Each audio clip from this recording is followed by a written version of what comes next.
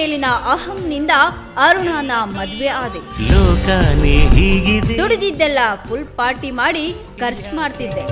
ಆಸೆ ತೋರು. ಮೊದಲ ಪತ್ನಿಗೆ ಡಿವೋರ್ಸ್, ಎರಡನೇ ಪತ್ನಿಯಿಂದ ಡೌರಿ ಕೇಸ್. ಕಾಲು ಎಳೆಯೋ ಲೋಕ, ಕಲೆ ತುಳಿಯೋ ಲೋಕ.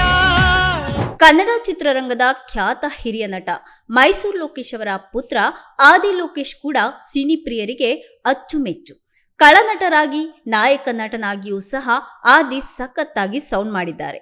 ಇನ್ನು ಶಿವರಾಜ್ ಕುಮಾರ್ ನಟನೆಯ ಬ್ಲಾಕ್ ಬಸ್ಟರ್ ಜೋಗಿ ಸಿನಿಮಾದಲ್ಲಿ ಬಿಡ್ಡ ಅನ್ನೋ ಪಾತ್ರದಲ್ಲಿ ಆದಿ ಲೋಕೇಶ್ ಎಲ್ಲರ ಗಮನವನ್ನ ಸೆಳೆದಿದ್ರು.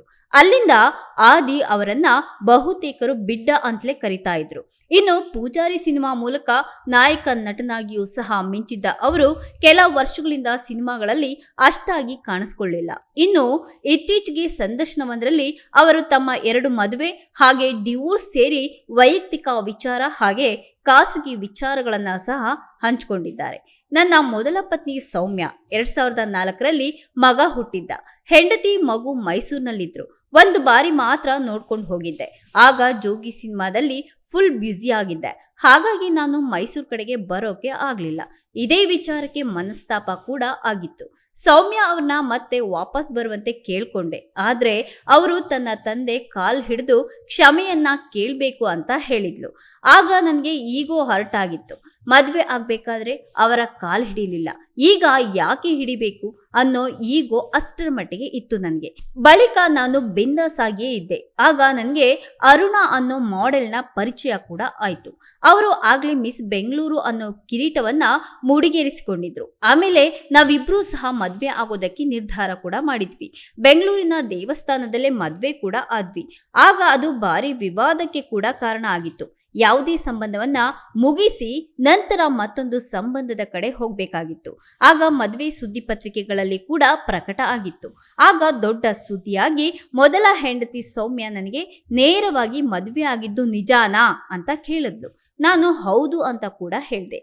ಆಗ ಆಯ್ತು ಚೆನ್ನಾಗಿರು ಅಂತ ಸುಮ್ಮನಾದ್ಲು. ಆಗ ಲೀಗಲ್ ಆಗಿ ಡಿವೋರ್ಸ್ ಕೊಡೋದಕ್ಕೆ ನಿರ್ಧಾರ ಮಾಡಿದ್ವಿ.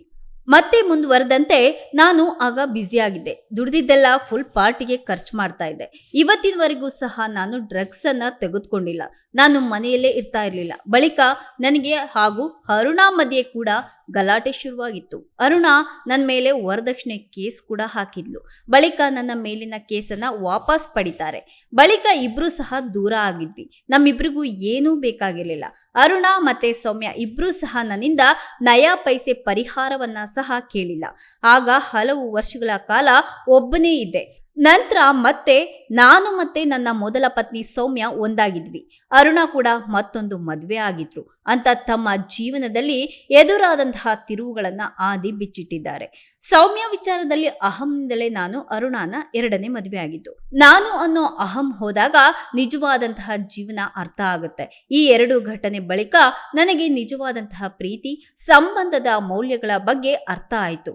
ಒಬ್ಬನೇ ಇದ್ದು ಜೀವನ ಮತ್ತೊಬ್ಬರನ್ನ ಒಪ್ಪಿಕೊಳ್ಳೋದಕ್ಕೆ ಆಗ್ತಾ ಇರಲಿಲ್ಲ. ಹಾಗಾಗಿ ಒಂಟಿಯಾಗಿಯೇ ಇರ್ತಾ ಇದ್ದೆ ಅಂತ ಆದಿಯವರು ಸಂದರ್ಶನದಲ್ಲಿ ಹೇಳ್ಕೊಂಡಿದ್ದಾರೆ.